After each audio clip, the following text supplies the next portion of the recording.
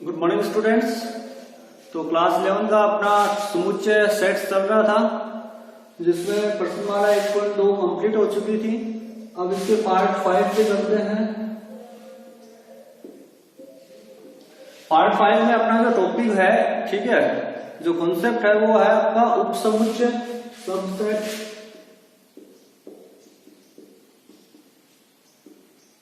उपसमुच्चय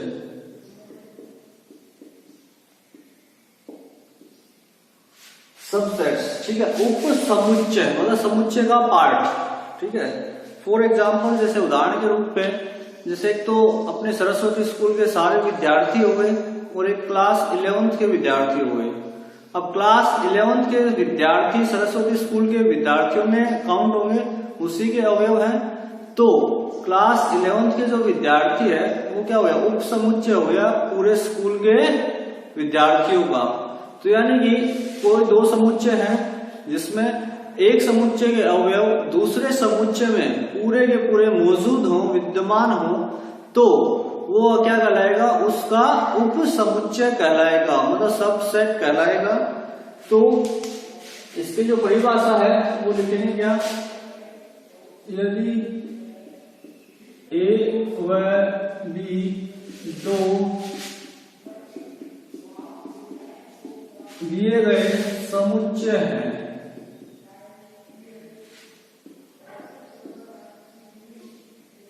यदि ए का यदि बी के प्रत्येक अवयव ए में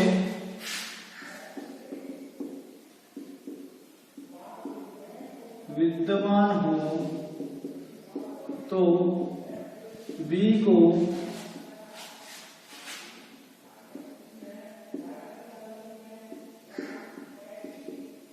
बी उपसमुच्चय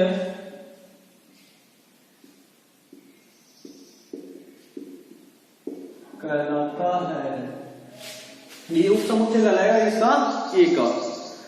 तो इसको निरूपित करते हैं, इसका जो सिंबल है, प्रतीक है इसका उपसमुच्चय का, वो प्रतीक होता है ये इसका प्रतीक है डिनोट करने का। जैसे बी समुच्चय उपसमुच्चय है ए का, तो ऐसे लिखेंगे बी उपसमुच्चय है ए का। इसमें यदि बी का अवयव जैसे स्मॉल बी संबंधित है बी में, तो ये जो बी है ये भी संबंधित होगा ए में। इसका सिंबल का मतलब होता है तात्पर्य है।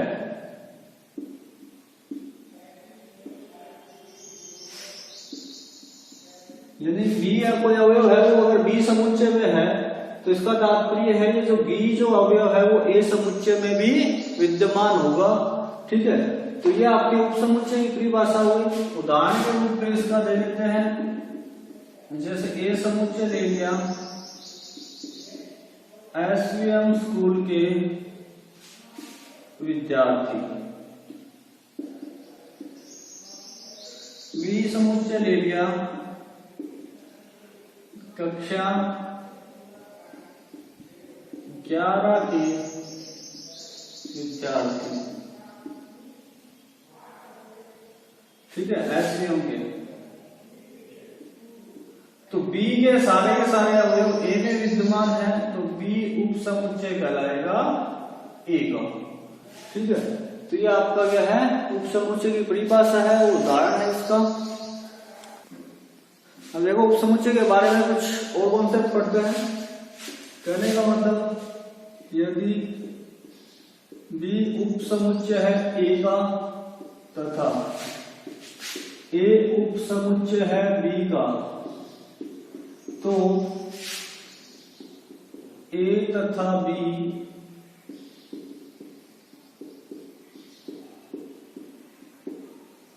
समान समुच्चय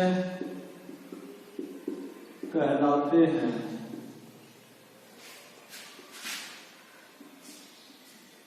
तात्पर्य है बी उपसमुच्चय है ए का तथा ए उपसमुच्चय है बी का, यदि और केवल यदि ए बराबर बी। इसका मतलब होता है यदि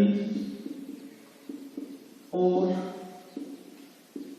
केवल यदि, और इंग्लिश में इसको लिखते हैं I से इफ। यदि बी उपसमुच्चय है का, यानी बी के सारे अवयव ए में आ गए, और ए उपसमुच्चय है बी का, यानी ए के सारे अवयव बी में आ गए, ये कब पॉसिबल होगा? जब दोनों क्या होंगे?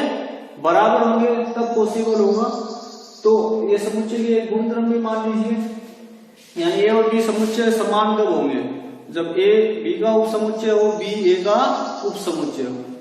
उसके बाद में अगला जो कंसेप्ट है इसमें वो ये है, जैसे प्राकृत संख्याएं हैं, प्राकृत संख्याएं किसमें आ जाती हैं? पूर्ण संख्याओं में। प्राकृत संख्याएं किसमें आ जाती हैं? पूर्ण संख्याओं में। पूर्ण संख्याएं किसमें आती हैं? पूर्णांकों में। पूर्णांक किसमें आते हैं? परिमेय संख्याओं में। परिमेय संख्याएं किसमें आती हैं? वास्तविक संख्याओं में। वास्तविक संख्याएं किसमें आती हैं? काल्पनिक संख्याओं में। तो ये चीज कॉन्सेप्ट आपको ध्यान में रखना है।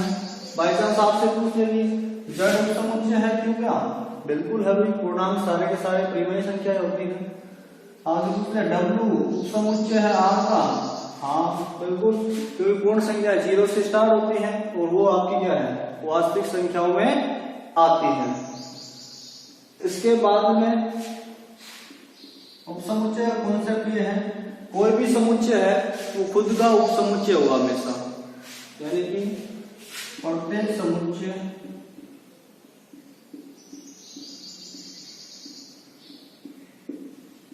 स्वयं का उपसमुच्चय होता है।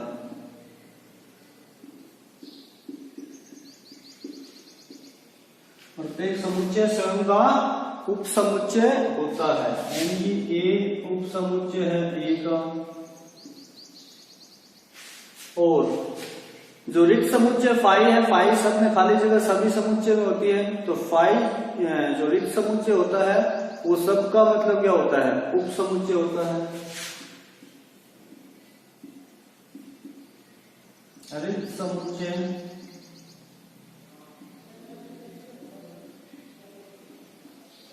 प्रत्येक समुच्चय का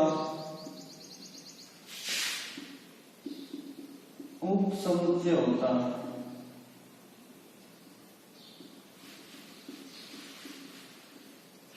रिक्त समुच्चय प्रत्येक समुच्चय का उपसमुच्चय होता है, यानी कि फाई है वो उपसमुच्चय हुआ ए का, बी का, कोई भी समुच्चय हो गई, खाली जगह सभी में आती है। तो ये उपसमुच्चय से रिलेटेड कुछ आपके कॉन्सेप्ट हैं, इसको आपको अच्छे से ध्यान में रखना है, नोट करना है।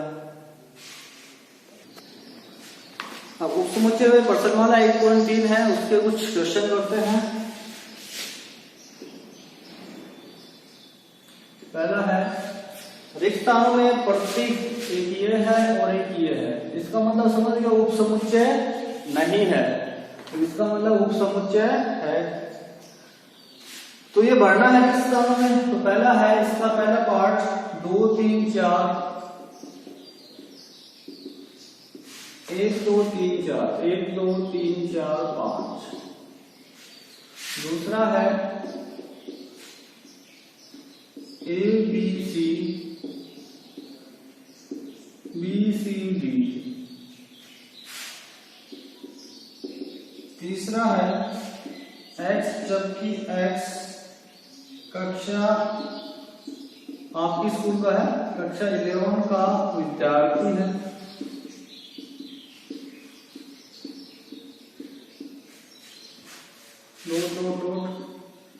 X, जबकि X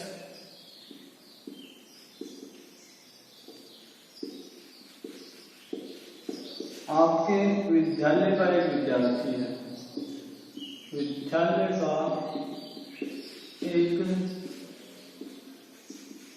विद्यार्थी है। ठीक है। अब चौथा पार्ट है इसका, X, जबकि X किसी समतल में स्थित एक वर्ग है, स्थित एक वर्थ है x, जबकि x एक समान समतल में वर्थ है जिसकी त्रिज्या 1 है। ठीक है, तो देखो यहाँ पे 2 3 4 उपसमुच्चय है किसका, 1 2 3 4 5 का है या नहीं। तो देखो 2 3 4 ये सारे अवयव इसके अंदर आते हैं, तो उपसमुच्चय है A B C और ये है B C D। तो जो अवयव A है वो इसमें नहीं आ रहा B C D में, तो उपसमुच्चय नहीं है। X कक्षा 11 का विद्यार्थी है और X आपके विद्यालय का विद्यार्थी है, तो 11th क्लास का विद्यार्थी आपके विद्यालय का विद्यार्थी है, तो ये उपसमुच्चय है। X किसी समतल में स्थित एक वर्त है और X जहां पर एक समान समतल में वर्त है जिसकी त्रिज्या 1 इकाई है, तो 1 इकाई वाले वर्त आपके फिक्स होंगे आपके, लेकिन ये तो वर्त है, तो वर्त 2 इकाई वाले भी हैं, 4 इकाई भी त्रिज्या है, तो सारे के सारे वर्त इसमें नहीं आएंगे, तो ये उपसमुच्चय नहीं है। नेक्स्ट है इसका x, पांचों पार्ट। x जहां पे x किसी समतल में स्थित एक त्रिभुज है। दूसरा समुच्चय है x जहां पे x किसी समतल में स्थित एक आयत है। अब त्रिभुज आयत में नहीं आते, ठीक है, तो ये आपका क्या है, उपसमुच्चय नहीं है।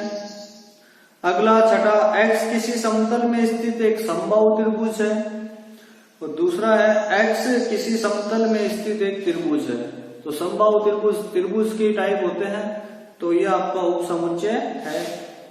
x एक समप्राकृत संख्या है, मतलब 2 4 6 8 10, और x एक पूर्णांक है, तो पूर्णांक में सारी की सारी समप्राकृत संख्याएं आ जाती हैं, तो समप्राकृत संख्या उपसमुच्चय है एक पूर्णांक का। ओके, अगला है निम्न कथन सत्य है या असत्य है, ये बताना है आपका दूसरी बार। जैसे पहला पार्ट है ए बी उपसमुच्चय नहीं है बी सी ए का, तो ए बी दोनों अवयव इसके अंदर आते हैं, तो ये उपसमुच्चय है ये, लेकिन यहाँ पे क्या है, उपसमुच्चय नहीं बता रखा, तो ये कथन क्या है आपका असत्य है, फॉल्स है।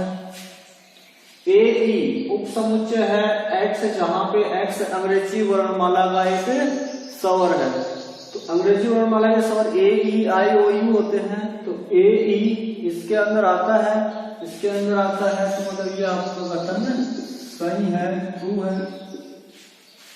1 2 3 उपसमुच्चय है 1 3 5 का, नहीं है, ये उपसमुच्चय नहीं है, क्योंकि 2 आपका यहाँ पे है लेकिन इसके अंदर नहीं आ रहा, तो ये कथन भी गलत है आपका। ए उपसमुच्चय है ए बी सी का, तो ये भी आपका क्या है, सही है, ट्रू है। ए संबंधित है ए बी सी से, आप सोचोगे कि मतलब ए तो इसके अंदर आ रहा है, संबंधित है, संबंध अवयव से होता है, ठीक है।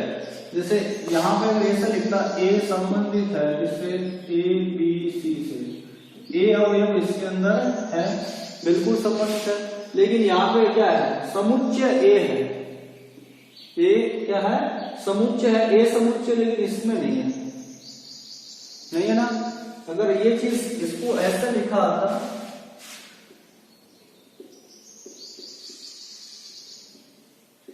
ए बी सी और यहां मैंने एक समुच्चय ले लिया, तब ये कथन आपका सही है, क्योंकि ये एक अवयव है, ये अवयव यहाँ इसके साथ संबंधित है, तो आपका ये ट्रू होता है, लेकिन यहाँ पे क्या हो गया, फॉल्स।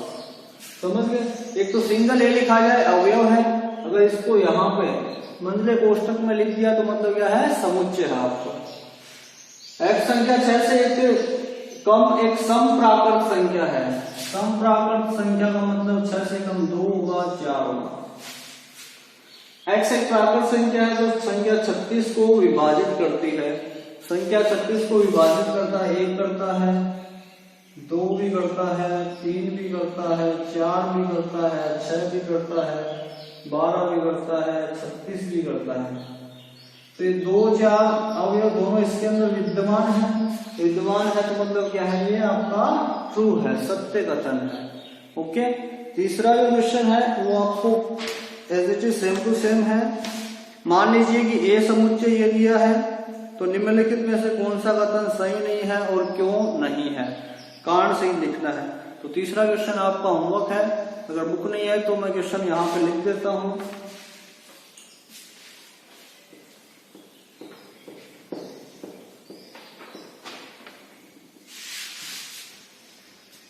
थर्ड ये है, ए समुच्चय दिया है आपको 1, 2, 3, 4 और यहाँ पे लिखा हुआ है 5 ऐसे। अब फर्स्ट है 3, 4 उप समुच्चय है ए का। सेकंड है 3, 4 संबंधित है ए से।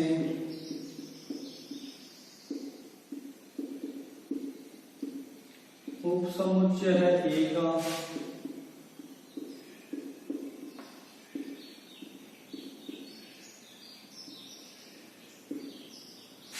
छठा है 1, 2, 5 उप समुच्चय है ए का। सातवां है 1, 2, 5 संबंधित है ए से। आठवां है 1, 2, 3 उप समुच्चय है ए का। नौवां है 5 है संबंधित है ए से। 10वां 5 है उप समुच्चय है ए का। 11वां 5 है उप समुच्चय है ए का। तो बताया था इसमें दिक्कत आपको इसमें आई, जैसे 3, 4 अवयव है।